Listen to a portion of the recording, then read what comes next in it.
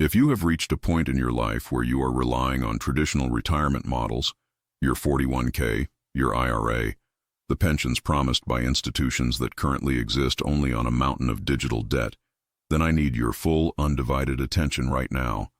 Because the conventional wisdom you've been told about financial security, about diversification, about the soothing stability of treasury bonds, that wisdom is not just outdated, it is fundamentally and fatally flawed.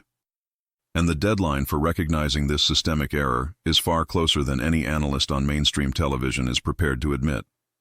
We are talking specifically about the year 2026. This isn't some arbitrary date pulled from the calendar of doom and gloom predictors. This timeline, articulated and meticulously analyzed by resource legend Eric Sprott, represents the precise moment where the accumulated stresses and distortions in the global financial architecture reach their ultimate breaking point. It is the moment, according to Sprott, when retirement portfolios built on the shaky foundations of fiat currency and ever-expanding government liabilities face a shock so profound, so devastatingly effective, that it redefines the very concept of wealth overnight. Think of your current retirement portfolio. I want you to visualize the percentage allocated to fixed income, to blue-chip equities, perhaps even to those complex, opaque alternative funds promising stability. Now imagine a scenario where the purchasing power represented by those paper assets is instantaneously halved, or perhaps vaporized entirely, while simultaneously, a select tiny segment of the market experiences a hyperbolic explosion in value. That is the 2026 scenario Sprott is warning about, and it is a scenario driven not by a black swan event, but by simple inevitable mathematics. Eric Sprott, for those unfamiliar, is not a newcomer speculating on futures contracts.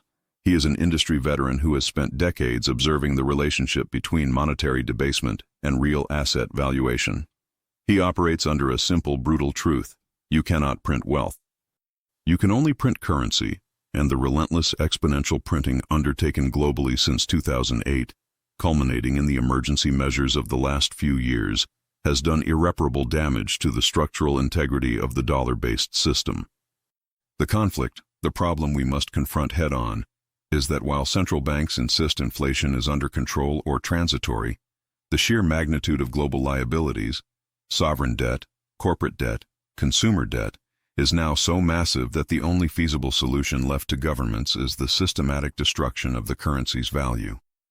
This is financial repression disguised as policy, and it is the direct assault on your purchasing power.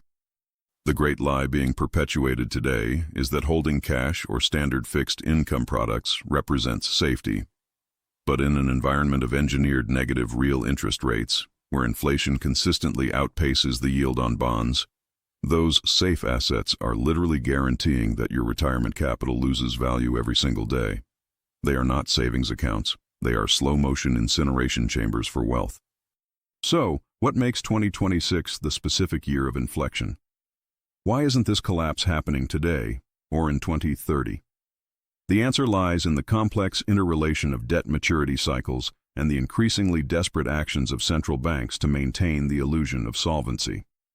The debt levels, already stratospheric, are compounding, and the interest required just to service that debt is becoming untenable without continued aggressive monetization.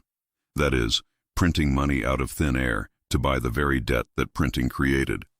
2026 sits squarely in a window where the interest rate environment, coupled with massive rollovers of previously issued low-interest debt, creates a fiscal choke point for major economies, primarily the United States. At that point, the market will realize definitively that the only way forward is hyperinflationary relief, or a complete systemic failure. Sprott sees the former as the default pathway, because politicians and central bankers will always choose the path of least immediate resistance, which means printing until the system breaks. This situation creates a critical open loop. If paper assets are guaranteed to be debased, what mechanism exists to preserve and multiply wealth? What asset class is fundamentally non-correlative to sovereign debt risk? Before we delve deeper into Sprott's precise prescription, the assets he believes will witness this hyperbolic rise, I need to pause and emphasize the urgency. The time to subscribe to this channel and ensure you receive the second part of this vital analysis is now. Hit that like button, because the more people understand this foundational shift, the better prepared our community will be for the shock that is coming. Let's develop this progression further by examining the escalating pattern interrupts in the current financial narrative. Historically, when debt ratios became unsustainable, the system would reset via hard default or via a period of deep, painful deflation and restructuring. But today, the political cost of allowing that restructuring is deemed too high. Instead, we have embraced modern monetary theory, or MMT, in practice if not always in name. This isn't theory anymore. It is the operating procedure of every major G7 nation. They are substituting real growth with liquidity injections, essentially treating the symptom of slowing economies with massive doses of manufactured money supply. This relentless M2 expansion is the core mechanism of the shock. If the money supply doubles and the supply of tangible goods remains constant, or even decreases, as we saw with pandemic-era supply chain issues, the price of those goods, measured in the newly debased currency, must rise. And this brings us directly to the great financial escape hatch Sprott has championed for decades: physical precious metals. The argument for gold and silver is not merely historical or sentimental. It is a structural necessity based on the physical limits of production versus the digital infinity of debt. Every single dollar, yen, pound, or euro created globally is ultimately a liability, a debt obligation guaranteed by a sovereign entity. Gold and silver, however, are assets, with no corresponding liability on any balance sheet. When confidence in the sovereign balance sheet collapses, the core thesis for 2026, investors are left scrambling for assets that are outside the system of liability. And here is where the re-engagement becomes critical. Sprott asserts that the current valuation of gold and silver does not reflect the systemic risk, because the majority of the market is transacted in paper derivatives, futures, ETFs that may or may not be fully backed, and various synthetic products. This paper market acts as a massive suppressive force, holding prices artificially low and creating an illusion of plentiful supply. But as we approach the 2026 inflection point, as the public loses faith in the currency at an accelerating rate, that demand will shift aggressively from paper promises to physical reality. And the physical reality is this: the annual mine supply of gold is constrained, and the physical availability of silver for investment purposes is even more acutely tight, given its massive industrial consumption. The climax of this realization is terrifying for those unprepared. Imagine a sudden run on the banks, but instead of demanding cash, people demand physical gold and silver. The disparity between the volume of paper claims and the volume of physical metal will trigger what Sprott calls a parabolic move. It will be a repricing event where the paper price must instantly rise to meet the true, scarce value of the physical commodity. This won't be a 10 or 20% gain. This is the type of move that occurs when a century of currency mismanagement is compressed into a single, shocking year. If your retirement portfolio is currently structured primarily in assets that are liabilities of the state, like treasury bonds, or equities highly sensitive to slowing growth and rising capital costs, you are directly exposed to the shockwave Eric Sprott warns about. The payoff of understanding this now is the opportunity to convert high-risk, debasing paper wealth into high-leverage, non-correlative physical wealth before the market discovers the truth of scarcity. This is the difference between portfolio preservation and portfolio incineration. The final conclusion here is simple. 2026 is the culmination of financial repression. It is the moment the emperor's new clothes, the debt-fueled illusion of stability, finally dissolve. The prepared investor, following Sprott's lead, understands that true diversification today means owning physical assets that thrive on the very economic instability that decimates paper wealth. I strongly urge you to subscribe now, turn on notifications, and give this video a solid thumbs up. In the next part, we will dive deep into the specific actions Eric Sprott recommends, the exact types of precious metals and resource equities he believes are positioned for these explosive gains, and the concrete steps you need to take starting today to shield your retirement portfolio and capitalize on what could be the greatest wealth transfer event of our lifetimes. Don't wait until the shock hits. Preparation must begin immediately. We are not simply discussing a market correction or even a deep recession like 2008. We are talking about a structural implosion where the foundations of financial faith, the belief that fiat currency holds stable value, are pulverized under the weight of unpayable obligations. This, according to Eric Sprott's deepest conviction, is the inescapable trajectory leading directly into 2026. If Part 1 laid out the mountain of debt, this segment must detail the path of destruction that mountain takes when it finally collapses, and crucially, where the only viable escape tunnels are located. The immediate shock is not the debt itself. It's the realization that the official sector has absolutely no credible mechanism left to handle a liquidity crisis without accelerating currency debasement. They are trapped. They must monetize the debt, meaning they must print money until the purchasing power of your savings is effectively vaporized. This is not conjecture. This is the mandated policy of central banks globally. But where does the tension truly build? It builds in the physical commodity markets, specifically gold and silver. For decades, the mainstream financial media has dismissed gold as a barbarous relic. They advise diversification into tech stocks, into bonds, into real estate financed by leverage. They focus exclusively on the paper game, the derivatives, the futures contracts, the ETFs that promise exposure, but rarely guarantee immediate physical delivery. This blindness, this institutionalized disdain for physical reality, is the engine driving the 2026 shock scenario. Think about the sheer scale of the lie. For every ounce of physical gold or silver that exists above ground and is available for delivery, there are literally hundreds, sometimes thousands, of paper claims existing in the derivatives markets. This is the open loop we must close.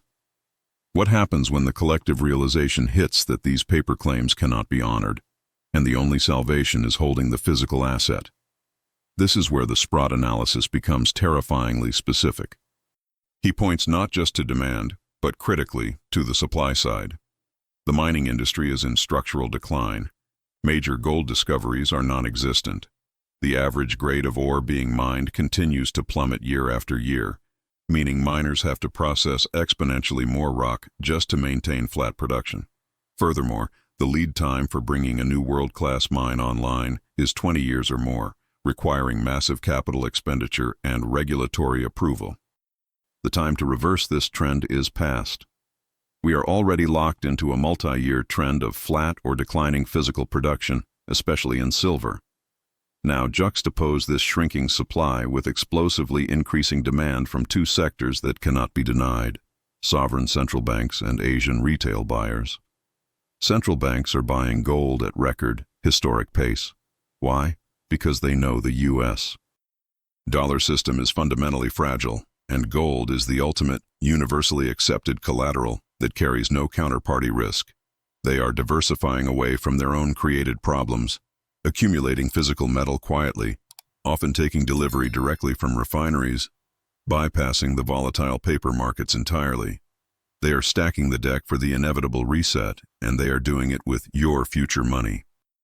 And if you are finding this detailed discussion on the structural fragility of the metals market and the inescapable nature of central bank actions valuable, I urge you right now to hit that like button.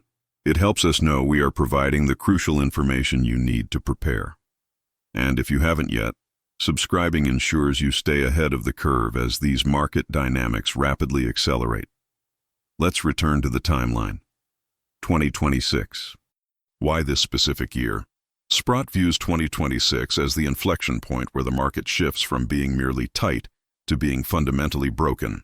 This is when inventory depletion among major trading houses, the LBMA in London, the COMEX warehouses, becomes visibly acute and irreversible. Imagine a highly leveraged institution, holding billions in paper claims, suddenly realizing it needs physical metal to meet a sudden margin call or a large client demand. They go to the market, but the central banks and sovereign wealth funds have already soaked up the available inventory. The price mechanism in the paper market cannot function correctly because it assumes infinite liquidity and supply. When that assumption breaks, when the delivery failure becomes systemic, the paper price must instantly and violently reprice to match the actual, scarce value of the physical commodity. This is what we call the Great Divergence. The paper market, which trades at a certain price today, let's say $2,300 for gold, will disconnect. The physical price, the price you actually have to pay to get an ounce in your hand, will explode higher. Sprott has often alluded to gold prices needing to achieve parity with the sheer amount of global debt, which implies valuations exponentially higher than current levels. This isn't a 50% move, it's a multiple of the current price, potentially challenging 5 figures quickly, maybe even exceeding $20,000 an ounce, driven purely by physical necessity and supply failure. This brings us to the core conflict facing your retirement portfolio. Your safety net, your 60-40 balanced portfolio of stocks and bonds, is exposed to the maximum extent possible in this scenario. If central banks continue monetizing debt, bonds, the 40%, collapse in real terms due to inflation. If the economy cracks under the weight of rates, stocks, the 60%, collapse in nominal terms. You are trapped. The only asset that historically performs during a fiat currency crisis, during a systemic failure of confidence, is physical gold and silver. The shock of 2026 is waking up and realizing that the asset you should have purchased in 2024 or 2025 is now physically inaccessible or priced out of the reach of the average investor. Let's look at silver, the smaller, more volatile cousin. Silver is fundamentally different because, in addition to its monetary history, it has rapidly accelerating industrial demand, especially in solar energy and high-tech applications. Industrial demand is inelastic.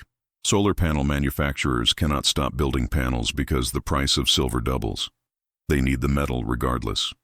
This dual pressure, monetary demand during a crisis and relentless industrial demand, makes silver potentially the most explosive trade leading into the 2026 shock. The inventory levels for silver, relative to annual demand, are already historically low. If gold experiences a supply crunch, silver experiences a structural meltdown, likely leading to the necessity of government intervention or rationing for industrial uses. For the individual investor, the opportunity to acquire silver today at these levels is a window that is rapidly slamming shut. We must consider the pattern interrupts in this predictable collapse. What could change this trajectory? Only a complete reversal of global central bank policy, a sudden commitment to fiscal sanity, and the painful, multi-decade process of deleveraging the system through genuine austerity. This is politically, economically, and institutionally impossible. The path of least resistance is inflation and debasement. They will choose inflation every single time.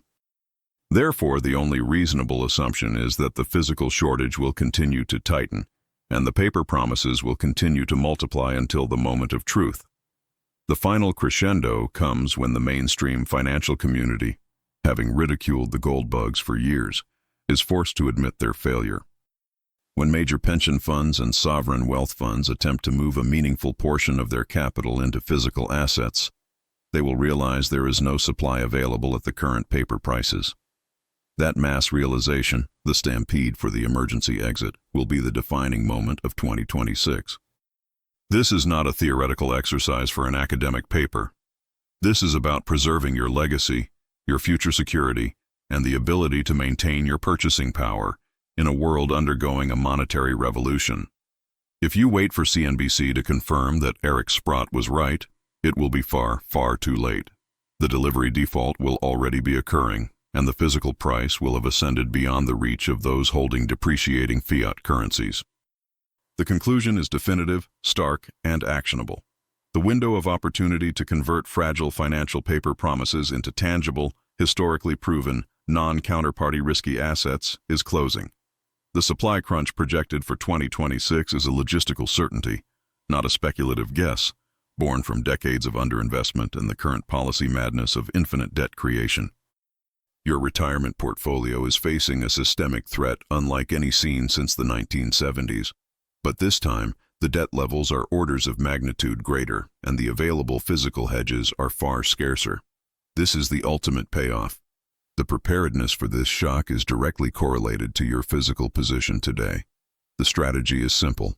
Own what is real. Own what cannot be printed. Own the metal that central banks themselves are quietly hoarding in preparation for the collapse of the system they created.